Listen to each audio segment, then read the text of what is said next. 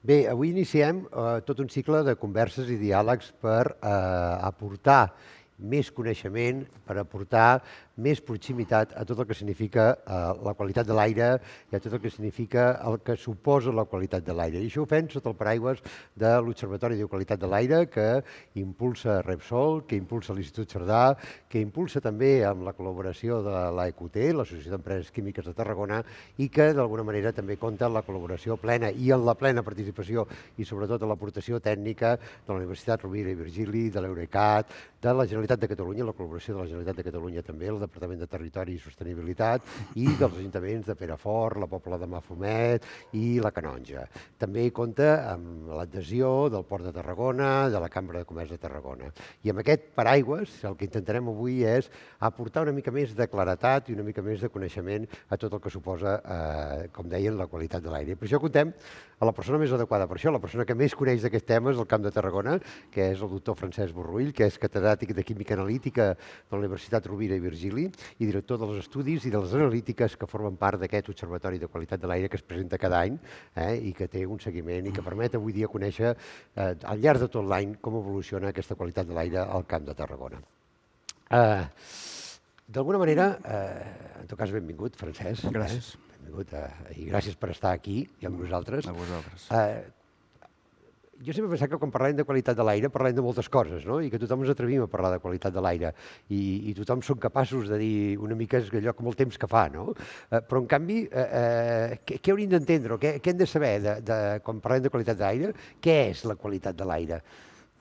Bé, l'aire tots hauríem d'entendre que està composat d'una sèrie de compostos. Evidentment tenim l'oxigen, el nitrogen, una mica de monòxid de carboni, diòxid de carboni, els gasos nobles, i després hi ha una sèrie de compostos que d'alguna manera són provocats principalment per l'activitat humana. Estem parlant d'òxids de nitrogen, per processos de combustió quan se genera energia. Quan aquests compostos estan presents a l'atmosfera amb una concentració superior a lo habitual, és quan comptabilitzem nosaltres o considerem nosaltres que hi ha una mala qualitat d'aquest aire. Quan dius compostos, vols dir compostos orgànics volàtils, no? Això que en diem cops, no? Bueno, o més coses. A veure, hi ha diverses coses aquí. Unes són els compostos majoritaris.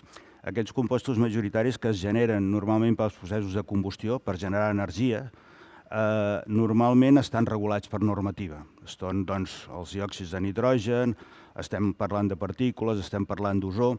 Tot això està perfectament regulat per normatives en tots els països i, per tant, no podem superar uns determinats valors. A partir d'aquí hi ha altres petits compostos que d'alguna manera no estan regulats i també estan presents a l'atmosfera en funció de les activitats que fem nosaltres. I la suma de tot això és el que genera aquest empobriment, en alguns casos, de la qualitat de l'aire.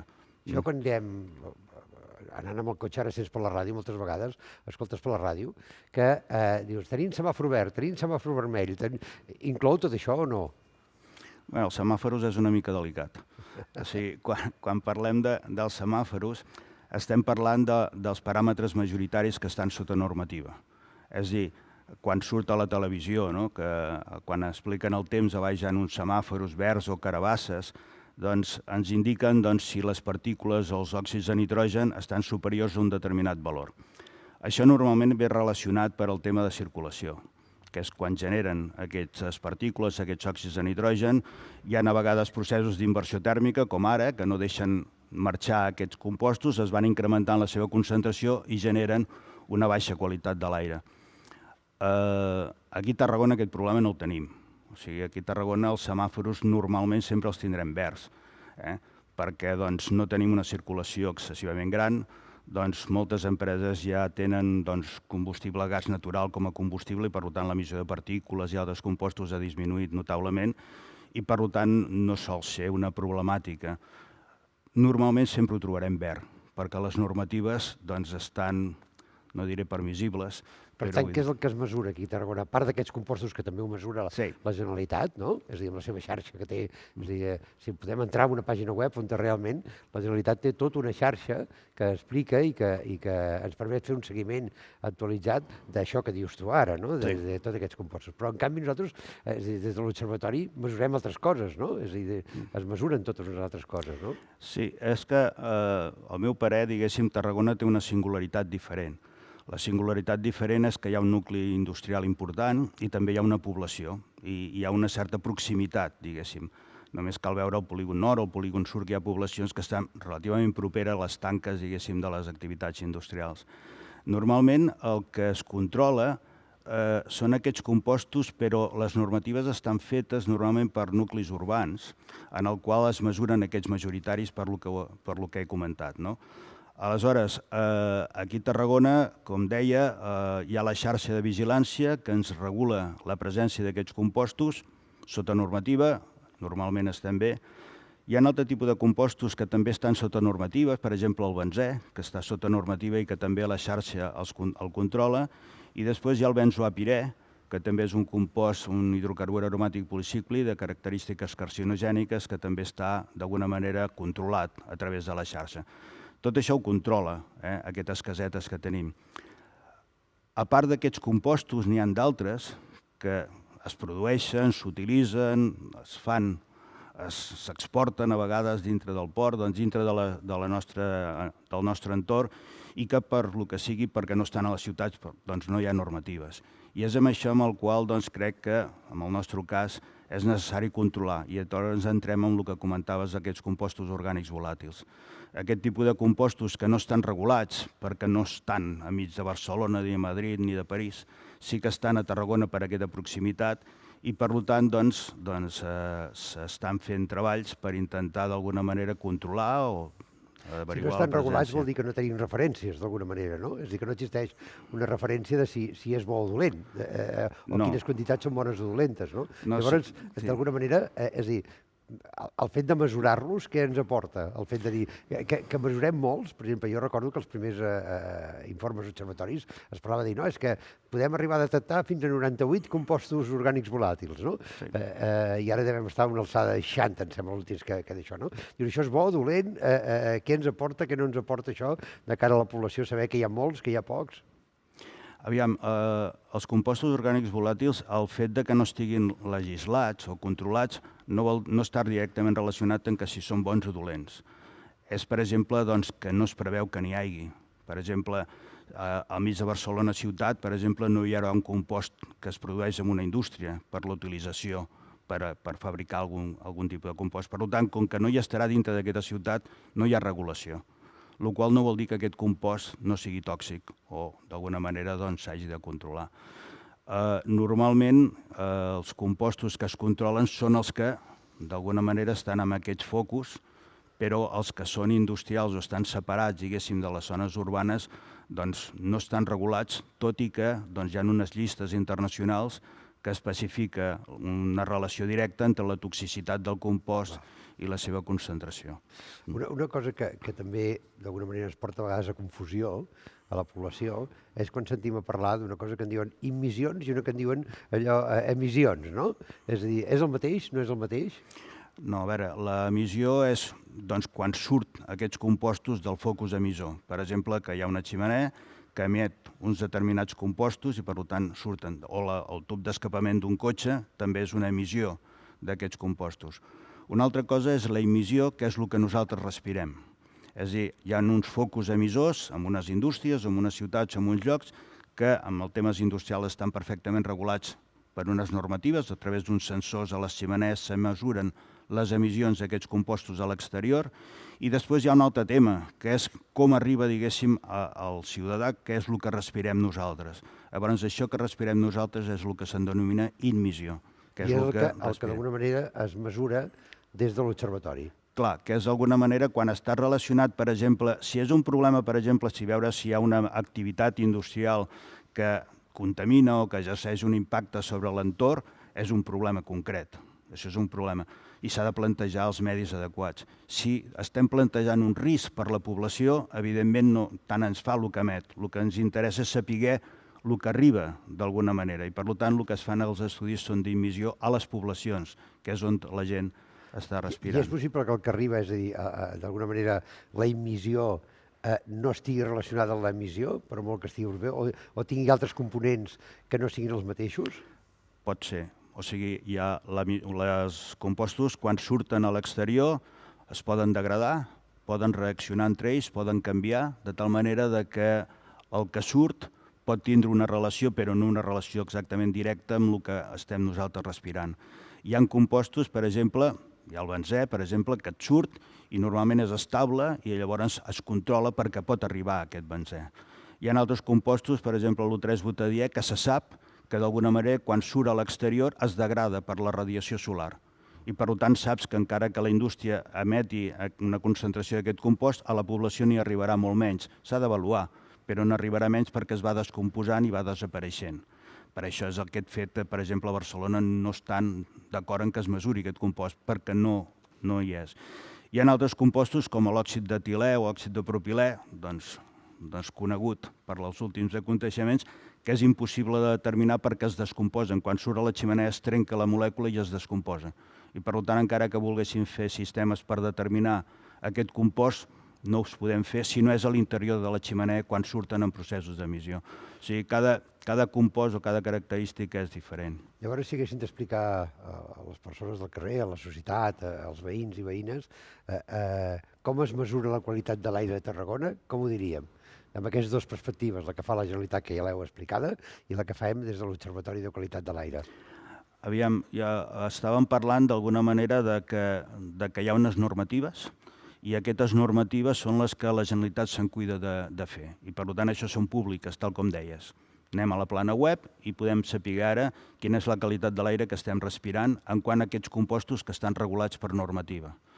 Ara bé, tal com comentàvem, per la singularitat que té la nostra regió, la nostra comarca, que està proper a aquests nuclis industrials, és evident que hi ha un altre tipus de compostos que potser a altres llocs no ho determinen, però que nosaltres sí que estaríem interessats, creiem que s'han de determinar. Jo crec que aquesta és la tasca que des de fa aquest parell o 3 d'anys d'alguna manera s'està portant una informació de la presència d'aquests 60-70 compostos que estan a l'atmosfera, que sabem que estan dintre dels focus industrials i per tant estan a l'aire i volem avaluar o estem avaluant el que arriba a la població. I per tant hem fet un primer pas, per dir-ho d'alguna manera, a tindre una imatge molt més clara, diguéssim, de la situació, aportant, a més d'aquests compostos majoritaris regulats, altres no regulats, però que sí que tenen una determinada toxicologia, una determinada característica que és convenient o seria correcte controlar-lo. Que és bo conèixer-los. Sí. I el sistema que es fa per aquesta mesura, com és aquest sistema?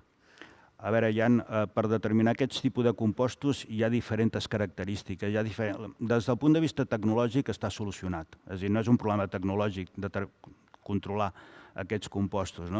Hi ha sistemes que ens permeten, per exemple, en 10 minuts saber quina és la concentració que hi ha uns determinats compostos aquí dintre. És a dir, si aquí dintre volguéssim determinar ara quina és la qualitat de l'aire que tenim, podem agafar amb uns mostralladors específics i en 10 minuts agafem una mostra i sabem de tots aquests 100 compostos quants n'hi ha i quina és la concentració. Això és una informació puntual. Hi ha altres mètodes que ens permeten veure la contaminació global de diversos dies. Llavors, el que s'optimitza és quin és el mètode que et dona més informació amb un cost assumible. És a dir, el que hem de buscar és un equilibri de dir volem fer una feina, traiem la suficient informació per després poder fer estudis, però també amb un cost d'alguna manera que poguéssim assumir. És evident que hi ha equips que no tenim en aquest país, però que s'utilitzen per determinar en línia més de 50 compostos precursors d'ozó. Això són equips molt complicats, molt complexos i molt cars. No és assumible. Per tant, ja no ens plantegem sistemes d'aquestes característiques, encara que la informació seria molt bona. Aleshores, el que es tracta d'alguna manera és determinar. En aquest cas, el que fem nosaltres amb aquest estudi és posar en 25 punts de la població properes a l'entorn industrial, dintre de les poblacions, uns sistemes de mostreig molt senzills, que són uns tubets que es poden penjar d'una farola, d'una balconada, d'on sigui, i durant 14 dies agafen aquests compostos, van absorbint aquests compostos que després nosaltres determinem. I podem determinar quin és el valor mitjà d'aquests compostos. I això ja es fa durant tot l'any? I això ho fem una vegada cada mes i així tenim un volum global de tot l'any i podem veure comparativament les diferents zones, quines estan més afectades, quines menys afectades. I per què conjuntament també amb el Camp de Tarragona es mira Barcelona, es mira Girona, es mira Lleida o es mira Prades? Què ens aporta això? Bueno, mirem Prades com a punt blanc, per dir-ho d'alguna manera, no? Sempre hi ha un valor de referència on considerem que allí l'atmosfera és neta, que no hi ha activitat industrial a l'entorn que pugui empitjorar aquesta qualitat de l'aire. Després busquem ciutats per veure quin és un valor, diguéssim, de soroll de fons, diguéssim, de contaminació urbana. És a dir, els cotxes contaminen, tiren compostos d'aquestes característiques i, per tant, també hi ha uns valors.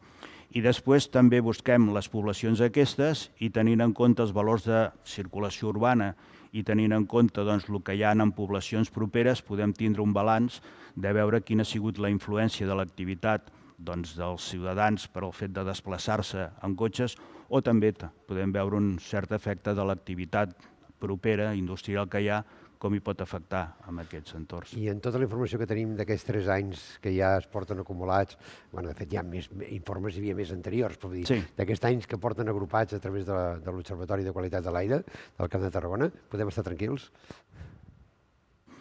Bueno, a veure, jo crec, la meva opinió personal és que no estem ni tan malament com diuen alguns, ni tampoc tan bé com diuen altres. Jo crec que entre tots hauríem d'intentar monitoritzar la presència de tota una sèrie de compostos i d'alguna manera, sapiguent les dades, fer-ne una avaluació. Aquests temes... Però és cert que aquells que sí que són mesurables són tots, però aquells que estan regulats, que de fet només és un, no?